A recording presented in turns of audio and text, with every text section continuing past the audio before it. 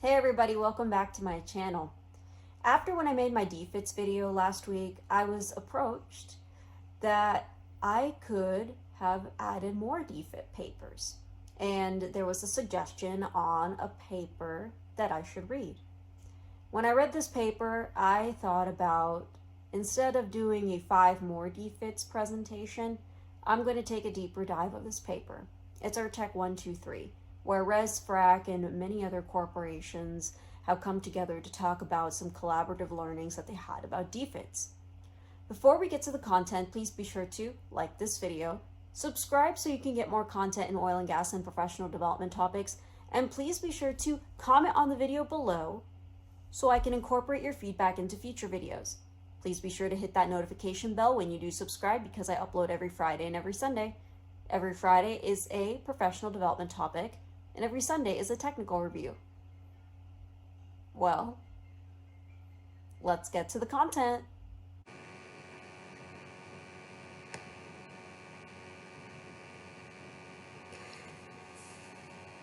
Good morning, good evening, good afternoon, everyone. Today I'm going to talk about URTEC 123, or a collaborative study on DFIT interpretation, integrating modeling, field data, and analytical techniques.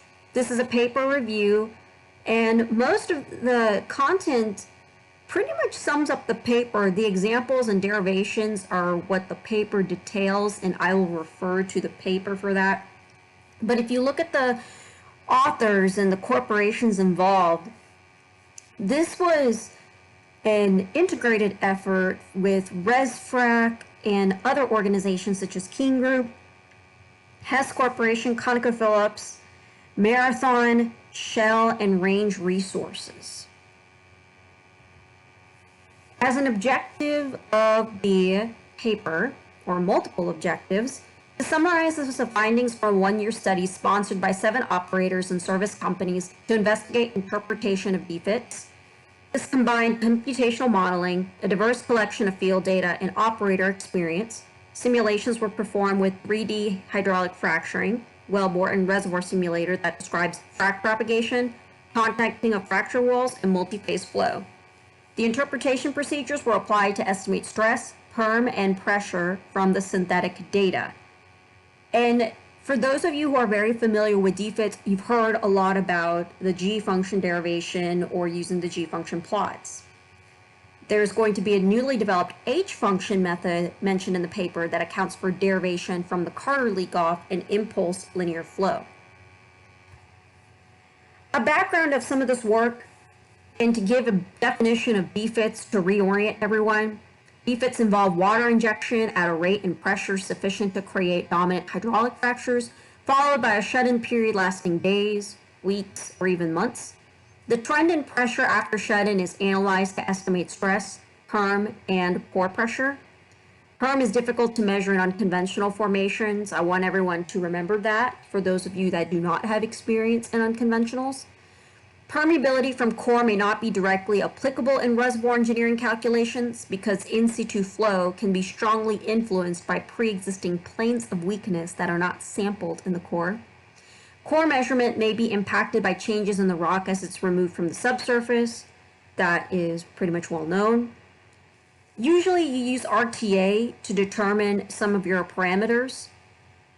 And although it gives an estimate of fracture surface area times the square root of perm, it can't estimate these parameters separately. That's where the non-uniqueness comes from in RTA. I'm going to introduce a term that the paper introduces, and it's called contact pressure. SHMIN can be estimated from its proximity to a process that does create a signature with the pressure transient, the contacting of the fracture walls, which causes a measurable increase in system stiffness or decrease in compliance. That pressure point is called the contact pressure, and it's equivalent to the closure pressure defined in a previous reference that is written by the CEO of ResFrac, which is Mark McClure. Because the definition of closure pressure itself is a point of confusion, the paper moves forward in discussing the contact pressure. And this figure below gives you an idea of where exactly the contact pressure is identified, where the minimum dP over dG of the G function over G time or G function time is quantified, and then how the effective ISIP is extrapolated. I'll now go into detail of the study approach. A large number of DFIT simulations were performed under a variety of conditions. Simulations were performed under a 3D hydraulic fracturing, wellbore, and reservoir simulator that rigorously handles the frac propagation, contacting of the fracture walls, and multi-phase flow. Conventionally, DFIT simulations have isolated parts of the problem and solved them separately. This integrated approach captures interactions between processes, and that has a material impact on system behavior. Different analysis procedures were applied to analyze simulation results, and the interpretations were compared with known simulation input parameters to assess accuracy. And based on the results, a set of DFIT interpretation guidelines were developed. These incorporate pre-existing methods and newly developed techniques. These were applied to analyze a data set of DFITs contributed by operators, and the results were compared with operator experience and expertise to assess the performance. I'll now go into detail of the numerical simulation in the next 3 slides. As I mentioned, ResFrac was the corporation that conducted the numerical simulation. It's a 3D hydraulic fracturing, reservoir, and wellbore simulator. Provides a unique combination of physics that enables seamless description of the entire DFIT process. The wellbore is meshed from the surface as a series of line segments, and the fracture is meshed with rectangles. The reservoir is meshed with cuboids. The unsteady mass balance equation is solved in every element at every time step. Multi-phase flow is described with the black oil or compositional model. Fracture walls come out of contact when the fluid pressure exceeds normal stress. Then the amount of mechanical opening in each element is calculated to enforce that the fluid pressure is equal to normal stress on the element, including stress shadow effects from all other mechanically open elements. The opening of every fracture element affects the stress on every other element, requiring the solution of a large coupled system of equations in every time step. So when the fluid pressure drops sufficiently, fracture walls come into contact. After the walls contact, the elements retain aperture and the ability to conduct fluid. And as I mentioned before at the very beginning of this presentation, derivations are in detail in the paper, and I'm not going to go into them in the presentation. So fracture and aperture are described in detail in the paper. The wellbore model solves the momentum balance equation in each element and includes the hydrostatic head, friction, momentum accumulation, and pressure gradient. Flow between well elements and fracture elements includes the effect of pressure drop due to both perfs and near wellbore pressure drop. Pore elastic stress changes are rarely considered in DFIT analysis, and they weren't included in the simulations. In low perm formations, the region of pressure increases around the fracture that will be very narrow. So the pore elastic increase on the fracture normal stress will be small, but it cannot be assumed that pore elastic stresses will never have a significant impact, and that's going to be an interesting topic for future study. The next few slides are going to cover the interpretation procedure, and you will need to look at some of the examples in the paper to walk through some of these interpretations. So first, you inspect a plot of pressure versus time to pick the start of injection and shut-in time. Pressure plot should be used to pick the shut-in pressure because injection rate data is often unavailable or not synchronized with the pressure data. Smooth the shut-in pressure transient by resampling along pressure increments, and usually it's a 30 psi increment. Construct plots of the shut-in data, your change in pressure of the G function time versus G, and a log-log plot of the pressure derivative using actual shut-in time, not superposition time. Depending on the interpretation, plots of the pressure versus the inverse of time and the square root of time may also be used. According to the interpreter's preference, other plots can be constructed. An estimate of the wellbore storage coefficient from the plot of cumulative volume injected versus the pressure prior to breakdown. Then you identify the point of minimum dpdg prior to the contact pressure and extrapolate back to the G time to estimate the effective ISIP.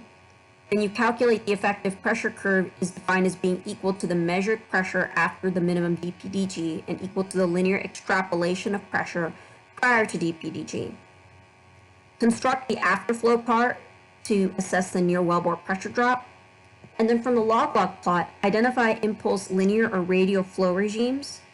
And then be cautious of the identification of these flow regime trends. Do not use the log-log plot interpretation prior to the late time impulse period, or prior to the peak in the time times the derivative of pressure over time. Depending on the diagnosis of impulse flow, estimate pore pressure from the plots of pressure versus the inverse of time or the inverse of square root of time.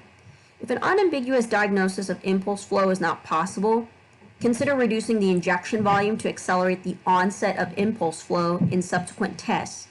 It is possible to perform an extrapolation of the inverse of the square root of time or the inverse of time plot, even in the absence of a clear straight line. The strategy should be used with caution because it can be significantly inaccurate. Then calculate the H function and construct a plot of the H function versus G function in a relative stiffness plot. Then identify the contact pressure and estimate the magnitude of minimum principal stress. Estimate the perm using the G function method, the H function method, and impulse linear radial. Compare the results and check for consistency. Keep in mind that the impulse linear estimates are usually 2 to 5 times lower than the estimates from other methods. The impulse linear estimate is probably the most applicable for predictions of production, and so a downward adjustment may be warranted if an impulse linear perm estimate is not available. Then you create a plot of the estimated aperture versus the effective normal stress. It is often useful to estimate the duration of the shut-in needed to reach impulse flow. So this could be done by performing a numerical simulation such as ResFrac, or by performing a simplified DFIT simulation using the equations that are mentioned in the paper.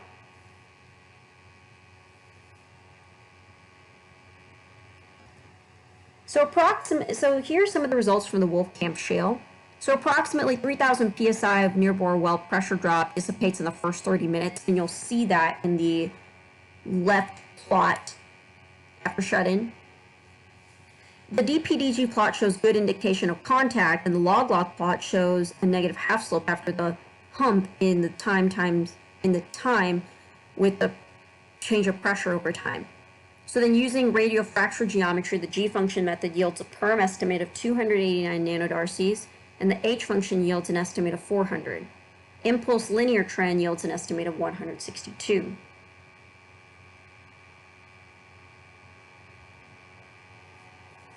There were 5 DFITs performed, and they were all landed in the Wolfcamp B.